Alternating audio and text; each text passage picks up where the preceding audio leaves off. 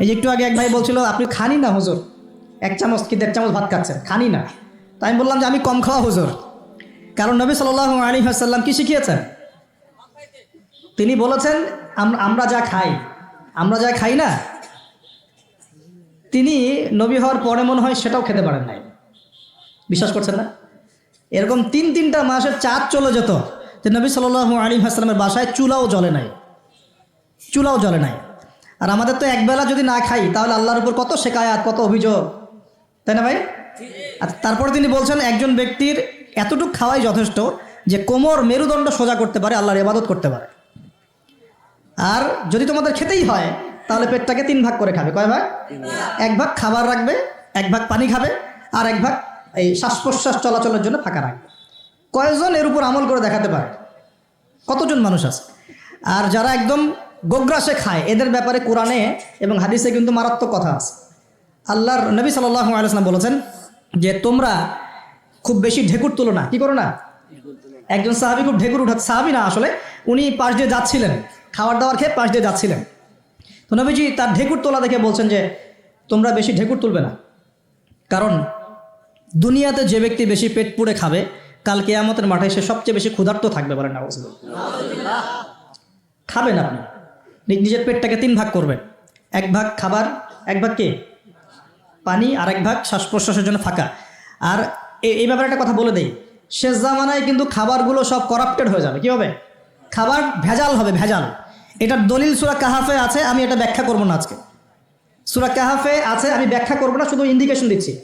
309 বছর ঘুমিয়েছিলেন আসহাবুল কাহফ। কত বছর? 309 বছর ঘুম থেকে উঠেই তারা প্রথম যে অনুভবটা করেছেন সেটা হলো তারা ক্ষুধার্ত। তারা কি? ক্ষুধার্ত। দেখেন 309 বছর পর যদি আপনি ঘুম থেকে ওঠেন, আপনার কাছে এই দুনিয়াটা আজীব মনে হবে, হবে না? কিন্তু ওনারা ক্ষুধার্ত, পকেটে কিছু মুদ্রা ছিল, যেই মুদ্রাগুলোর মান 309 বছরও কমে যায় নাই। কমে গিয়েছে না। এখন আপনি আপনার মুদ্রা নিয়ে ঘুমান 300 বছর, দেখেন তারপর কি হয়। কি হবে? টাকা থাকবো না যাইবো গা? আচ্ছা, তারপরে শোনেন, এরপরে উঠেই তারা বলছে ফালিয়ানজুর আইয়ুহা আজকা তুআমা, এই মুদ্রাগুলো দিয়ে বাজারে কাউকে পাঠাও, তোমাদের 9 জন 10 জনের মধ্যে একজনকে বাজারে পাঠাও। ফালিয়ানজুর, সে যেন বাজারে গিয়ে দেখে আইয়ুহা আজকা তুআমা, কোন খাবারটা পবিত্র খাবার, ফ্রেশ খাবার। ঘুম থেকে উঠেও ফ্রেশ খাবারের দিকে তাদের নজর কেন? আর এই সূরা আপনাকে দাজ্জালের ফিতনা থেকে বাঁচাবে কেন? আর দাজ্জালের যুগেই বা সব, দাজ্জালের শাসনের যুগে সব খাবারগুলো আস্তে আস্তে ম্যানুফ্যাকচার্ড এবং ভেজাল হচ্ছে কেন? এগুলোর মধ্যে মিল আছে না? তার মানে যত জামানা শেষের দিকে যেটা থাকবে, খাবারের ভেজাল তত বাড়তে থাকবে। এই সময় আপনাকে অবশ্যই ফ্রেশ খাবার খুঁজে খুঁজে বের করতে হবে। খাবার আগে মানুষ খেত, খাবারের মধ্যেই চিকিৎসা ছিল, তাই না? রোগের আরোগ্য ছিল। এখন সেই খাবার খেয়ে মানুষ অসুস্থ হয়ে যাচ্ছে। বুঝতে পারছেন না? খাবারের মধ্যে থাকে উপাদান, ভালো উপাদান, যে উপাদানগুলো পেটের ভিতরে গেলে, শরীরে গেলে শরীরটা সুস্থ হয়। এখন সেই খাবার খেয়েই মানুষ অসুস্থ হয়ে যাচ্ছে। এটা কোন হাদিসের সাথে মেলে জানেন?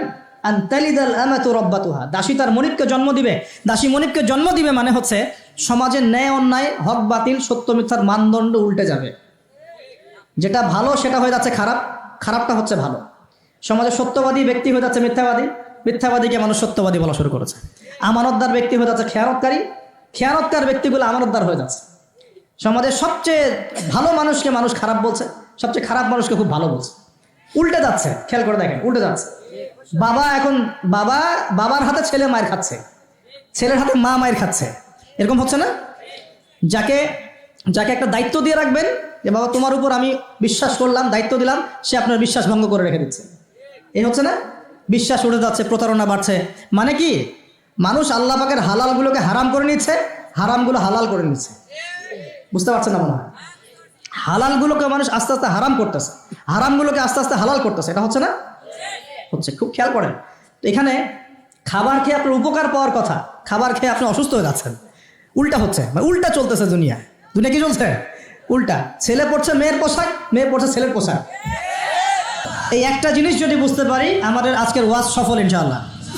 আমরা আমাদের জীবনের প্রতিটা কাজ আমাদের প্রিয় নবী মুহাম্মদ রাসূলুল্লাহ সাল্লাল্লাহু আলাইহি ওয়াসাল্লামের তরিকা মতো করবো ইনশাআল্লাহ। রাজি আছেন ইনশাআল্লাহ? তাহলে এখন বলেন, 5 ওয়াক্ত নামাজ নবীর তরিকায় পড়া যাবে তো ইনশাআল্লাহ? নবীর তরিকায় নামাজ মানে ধীর স্থিরভাবে নামাজ। আমি এই তর্কে যাব না হাত বাঁধবেন কোথায়, ঠিক আছে? ওই তর্ক সবাই করে না, ওই তর্ক সবাই করে না। এই মাসআলাগুলোকে নিয়ে যারা মুফতি আছেন তারা কথা বলেন, আমি মুফতি নই, অতএব এই মাসআলাগুলোকে নিয়ে আমি আপনাদের সাথে কোনো কথা বলছি না। আমি বলছি আপনাদেরকে নামাজ প্রতিষ্ঠা করা, কায়েম করার মানে হচ্ছে নামাজটা হতে হবে নবীর মতো খুশু খুজুতে। খুশু খুজু কী জিনিস? নামাজটা ধীর স্থিরভাবে হবে। নামাজে কি পড়ছি সেটা বোঝার চেষ্টা করতে হবে।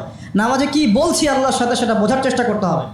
নামাজে রুকুর অর্থ কী, তাসবিহ কী, সেজদায় আমি কি পড়ি, দুই সেজদার মাঝখানে দোয়ার অর্থ কী, তাশাহুদ দরুদ দোয়া মাসুরের অর্থ কী, নামাজের সেজদায় আমি বেশি বেশি দোয়া করতে পারছি কি না, নামাজ পড়েও আমি গোনা থেকে বেঁচে থাকতে পারছি কি না, এই বিষয়গুলো বেশি ইম্পর্টেন্ট। আমি কি বোঝাতে পারছি? নামাজ ধীর স্থিরভাবে, রিল্যাক্সে, তাড়াহুড়ো নাই, বুঝে বুঝে পড়ার চেষ্টা করবেন। আল্লাহ পাক তৌফিক দান করুন। যারা নামাজ ধরি ছেড়ে দেই তাদের জন্য একটা হাদিস। নবী সাল্লাল্লাহু আলাইহি ওয়াসাল্লাম বলেছেন, মান তারাকা সালাতান মুতাআম্মিদান ফাকাদ কাফার। মনে রাখবেন, নবীজি বলেছেন, কেউ যদি তার উপরে অর্পিত ফরজ নামাজ ছেড়ে দেয়, নামাজ পড়াকে জরুরি মনে করে না, ফাকাদ কাফারা, সে ব্যক্তি কুফরি করলো। বলেন নাউজুবিল্লাহ।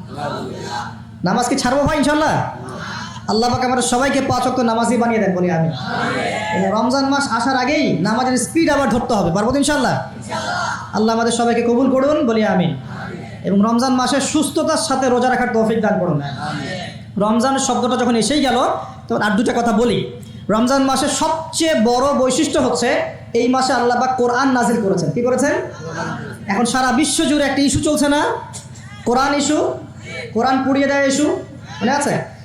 যে কোরআন পুড়িয়ে দিয়েছে, আমার দৃষ্টিতে তার চেয়ে বড় অধম সেই ব্যক্তি যে মুসলিম পরিবারে জন্মগ্রহণ করেও কোরআন তেলাওয়াত করা শেখে না।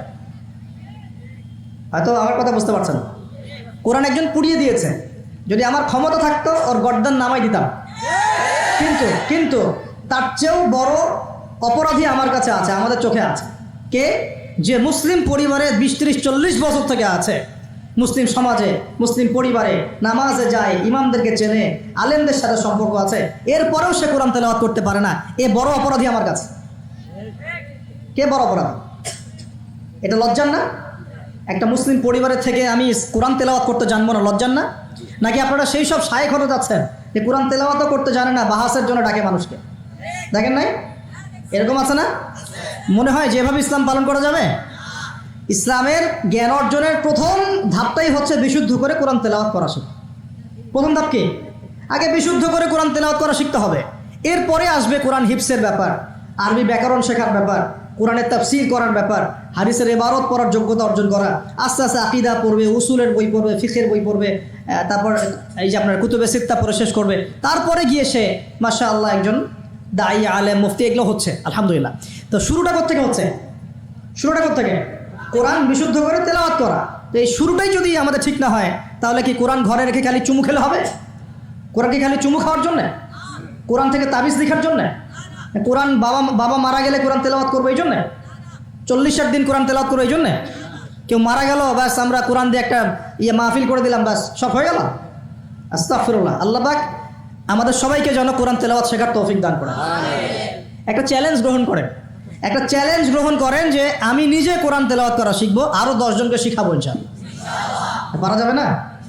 যদি এই একজন প্রত্যেকে যদি নিজে শিখি, আর প্রত্যেকে যদি 10 জন করে শিখাতে পারি, শোনেন, প্রত্যেকে যদি নিজে শিখি এবং নিজ নিজ পরিবার বা নিজের আমার আন্ডারে যারা আছে, মনে করেন আপনি একজন একটা গার্মেন্টসের মালিক, আপনার আন্ডারে অনেক মানুষ চাকরি করে না? নিজে নামাজ পড়লেন, নিজে কোরআন তেলাওয়াত করা শিখলেন, আপনি যদি তাদেরকে নৈশকালীন কোরআন শেখান, সবার নেকি আপনি পাচ্ছেন না? আপনার পরিবার আছে, পরিবারে আপনি নামাজ পড়েন, এখন আপনি কোরআন তেলাওয়াত করতে জানেন, এখন আপনার মা, বোন, স্ত্রী, সন্তানদেরকে আপনি শেখালেন, এই পুরো পরিবারটা কোরআনওয়ালা হলো না? একটা সমাজের দায়িত্বশীল আমি। হ্যাঁ, চেয়ারম্যান সাহেব মনে করেন বললেন যে আমি নামাজ পড়ি, আমি কোরআন তেলাওয়াত করতে জানি, আমি এলাকার সব মানুষকে কোরআন তেলাওয়াত করা শেখাবো ইনশাআল্লাহ। পারা যাবে না? এভাবে যদি সবাই দায়িত্ব নেই, আমার বিশ্বাস 10 বছরের মধ্যে বাংলাদেশের 16 কোটি মানুষকে কোরআন শেখানো যাবে। ওই দিন আর স্লোগান তুলতে হবে না, জাল কোরআনের আলো ঘরে ঘরে চালো, অটোমেটিকলি সবার ঘরে কোরআন জ্বলে যাবে ইনশাআল্লাহ। জানবে না? এই কাজটা না করে খালি স্লোগান দিলে কাজ হবে? বলেন তো কাজ হবে?